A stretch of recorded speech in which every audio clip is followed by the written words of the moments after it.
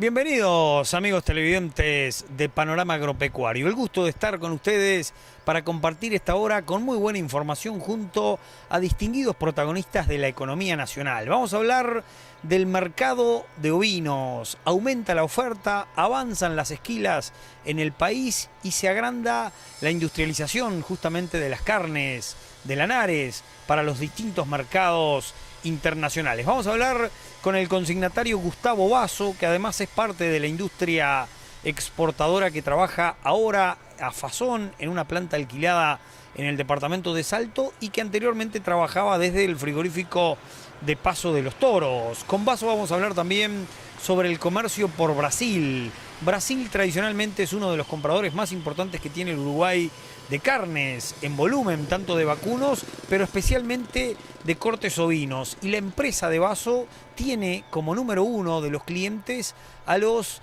importadores brasileños. Un material muy jugoso realmente, pero que además aporta la visión de Basso, por ejemplo, sobre la industria y la exportación de carne ovina. También en esa función como intermediario, Gustavo Basso desde Florida es uno de los consignatarios importantes que tiene el Uruguay y trabaja con algunos brokers de socio en algunos otros emprendimientos y habla sobre la baja en el mercado internacional. ¿Cuánto ha caído? La industria dice o decía que había caído en el entorno de un 11% en determinado momento. Le vamos a consultar a Gustavo Basso sobre el tema. También tenemos una muy linda entrevista con el presidente de la Asociación Rural del Uruguay, el joven productor y cabañero de Hereford, Ricardo Reilly Arrarte, que estuvo presente en la última edición de la Expo Melo. Allí en la Expo Melo hicieron uso de la palabra como participantes en el discurso el economista Botana, intendente municipal de Cerro Largo,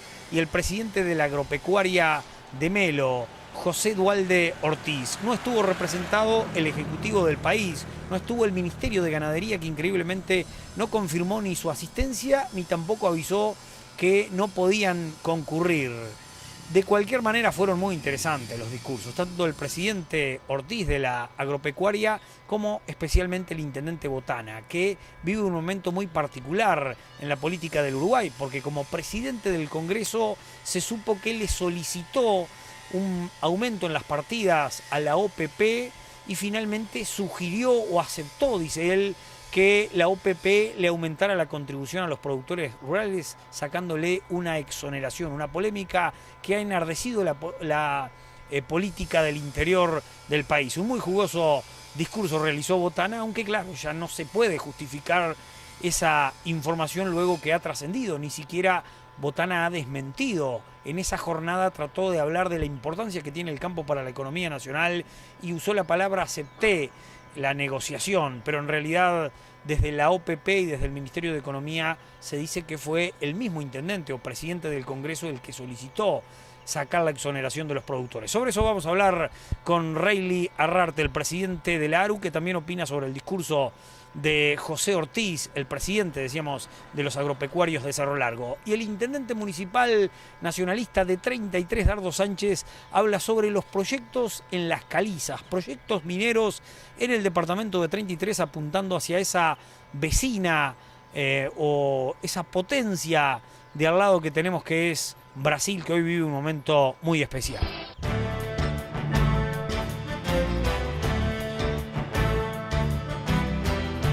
Comencemos a disfrutar la mejor información regional y nacional. A partir de este momento, Ramiro Ceballos y compañía. Para entender lo que sucede en este acontecer dinámico y cambiante, le acercamos una propuesta actualizada y profunda, con la visión de los protagonistas. Para saber de primera mano lo que sucede y lo que se viene en este nuevo escenario mundial que nos ubica en un lugar de privilegio. Política, negocios y todo lo que realmente importa.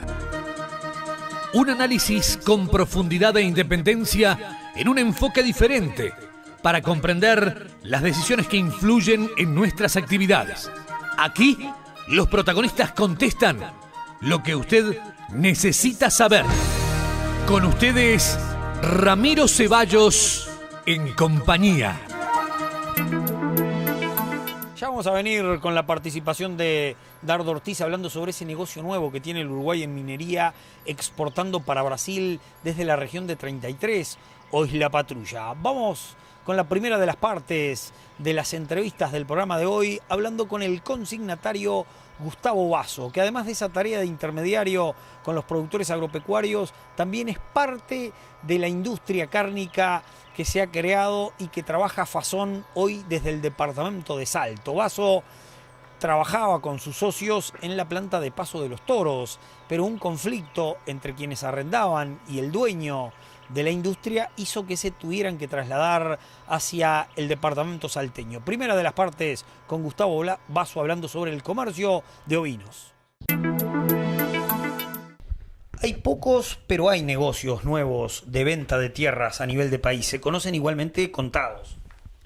Sí, por supuesto. Yo pienso que con el ajuste que se ha generado en cuanto a los valores, han empezado a acercarse las partes y la demanda que en algún momento parecía que se había enlentecido vuelve a retomar fuerza y bueno, con precios nuevos, por supuesto no los precios de hace un par de años atrás, pero con precios ajustados a una nueva realidad, se comienzan a concretar negocios y vemos que hay interés, se revisan campos en forma bastante frecuente y eso habla a las claras de que el mercado como que quiere retomar una dinámica que había perdido. Y estamos hablando de que conoce Gustavo Basso qué tipo de tierras que se han vendido, tierras agrícolas, ganaderas, forestales. En general nosotros los últimos negocios que hemos hecho han sido más que nada forestales, ¿verdad? Es decir, justamente se acaba de escriturar un campo en $2.900 con destino netamente forestal, el cual se vendió ahora en estas últimas semanas. Después, con respecto a campos, digamos, con otro potencial, más ganadero, tirando, digamos, a mixtos, empezamos a encontrar que hay también, de alguna manera, cierto interés en concretar negocios, en revisar, es decir, tenemos pactadas varias revisadas para estas próximas semanas, que marcan de alguna forma una señal un poco más positiva con respecto a lo que te señalaba de un incremento de la dinámica de negocios inmobiliarios. Cuando hablas de ese ruido que ha generado la tierra que pueda ser mixta, hablas de ganadería con agricultura. Exactamente, campos que tienen un potencial tanto como en parte para hacer agricultura y otra parte que son netamente ganaderos. ¿Y los compradores quiénes son? Porque las empresas forestales hoy de repente son contadas, 3, 4 que puedan estar en el mercado. ¿Y los que compran esos campos mixtos? Mira, en general son productores uruguayos. Hemos mostrado a un extranjero, digamos, a algún campo, pero básicamente los negocios que vemos con mayores posibilidades de cerrar es justamente con capitales nacionales. ¿Y cuánto ha caído el precio de quien vende o el interés? ¿En cuánto se sitúa esa pérdida de valores? ¿En un 10%, un 20%, un 30%?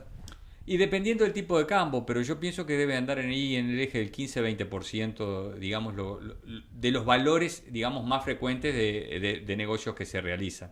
Debe estar entre un 15 y un 20%, digamos, del pico que en un momento supimos tener muchos negocios que generalmente llamaban la atención los picos de precio que se produjeron. ¿Y estos campos que se conocen como vendidos son campos que estuvieron mucho tiempo ofreciéndose?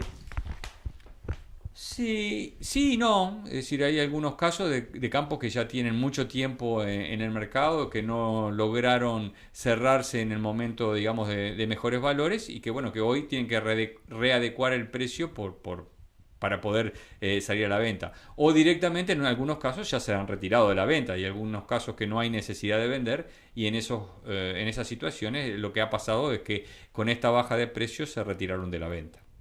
Estancias del Lago anuncia su 7º remate de primavera con escritorio Romualdo Rodríguez y el Banco de la República. Frete gratis, plazo de ventas 6 meses libres, descuento por pago contado de un 5%. El martes 27 de octubre al mediodía en la Rural de Durazno. 100 toros Poli Hereford de 2 años y medio y 2 años. Remata Escritorio Romualdo Rodríguez.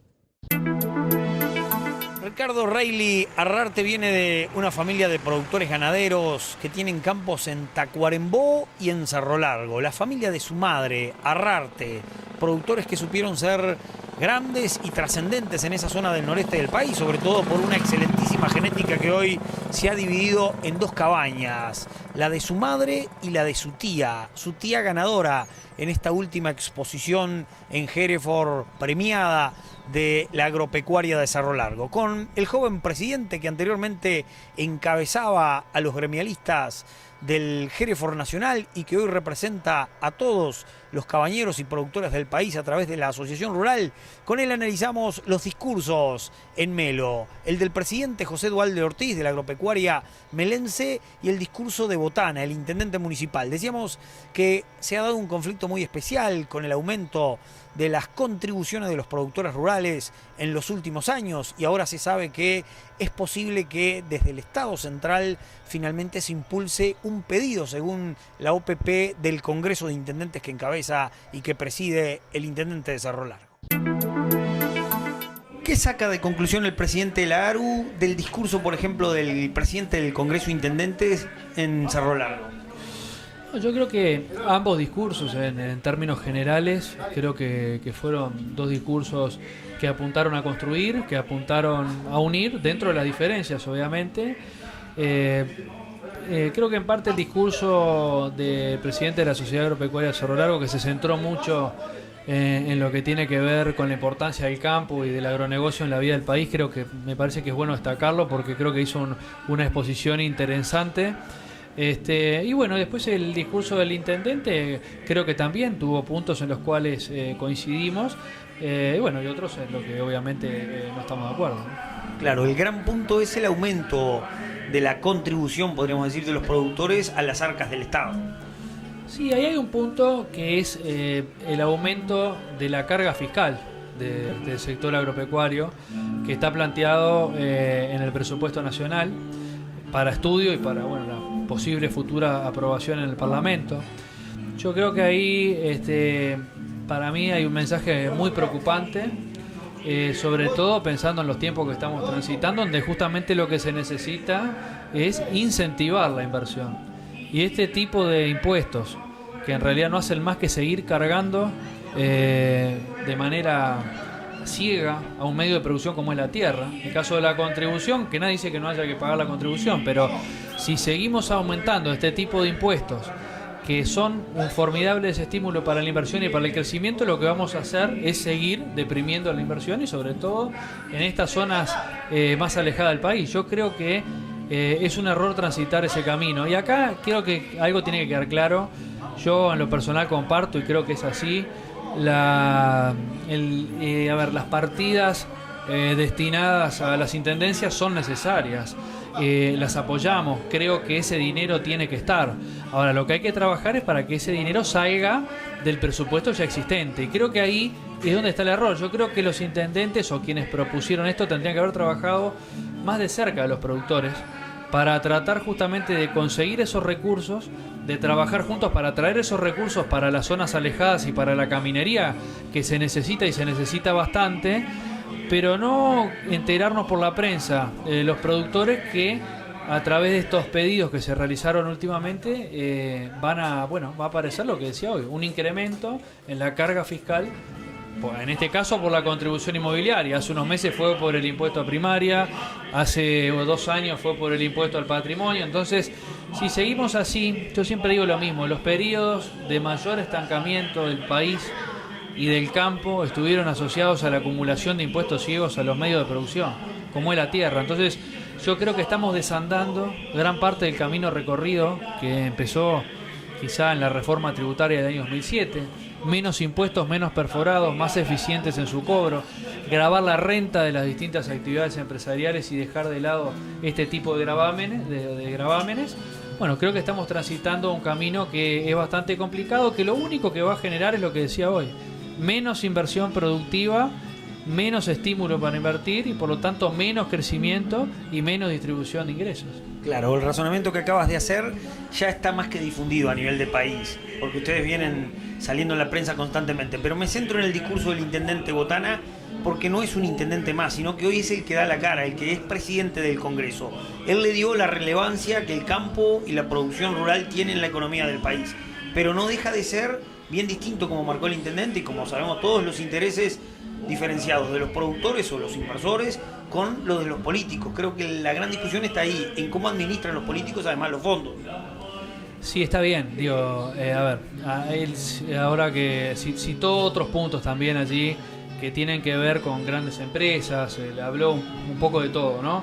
En realidad, con lo cual también, y lo hemos dicho nosotros también coincidimos, evidentemente que hay ciertas preferencias para determinadas empresas que no existen para la producción nacional. Habló de las multinacionales o las empresas internacionales concretamente. Sí, lo habló y nosotros en algún momento lo hemos cuestionado, incluso hasta con la aplicación de un impuesto tan simple como era el impuesto a primaria, que sabemos que hay empresas que no lo van a pagar, como también la reinstalación del impuesto al patrimonio, que sabemos que hay empresas que tienen convenios con el gobierno que no lo van a pagar, y no estamos diciendo que estas empresas lo tengan que pagar, lo que estamos diciendo es que son malos impuestos, mal aplicados, pero que tienen ese agravante que encima de todo es para algunos sí, para otros no. Entonces yo creo que tenemos que trabajar de manera racional, y yo coincido en algunas cosas que dijo el intendente, pero como dije hoy, en otras no coincido. Yo creo que el dinero, que está bien, se le retasea un poco lo que es las partidas para las intendencias, y nosotros coincidimos en que ese dinero para las intendencias tiene que venir. Ahora, lo que sí es que tenemos que pelear para que esos recursos provengan de lo que ya existe, pero no puede ser que cada vez que aparezca un problema de que alguien necesita dinero se recurra al bolsillo de la gente, o que se recurra en este caso al bolsillo de los productores, porque si no es muy fácil. Ahora, ¿a costa de qué? Bueno, a costa de lo que decía hoy. Cada dólar que el productor tiene que destinar para un impuesto de esta naturaleza, que los tiene que pagar, venga como venga a la mano, es un dólar menos que no entra al sistema. Y como bien dijo hoy también, y nosotros lo hemos reiterado, y hoy bien dijo el presidente de la agropecuaria, cada dólar que genera el campo se multiplica por 6 en el resto de la economía. Por lo cual, pensemos que cada dólar que el productor guarda para pagar este impuesto o este tipo de impuestos, es dinero que no se va a multiplicar y a distribuir en los centros poblados y sobre todo en las zonas más alejadas del país. Hereford Inglés de Tellería, probado y reconocido en el norte del país, en su 47º remate anual, sábado 31 de octubre, hora 15, en ruta 31, kilómetro 16, departamento de Salto. Salen a pista 50 toros MH y vaquillonas MH y HS. Remata Escritorio Rubén F. Canepa, teléfono 475-401. Quienes conocen este Hereford siempre vuelven por él.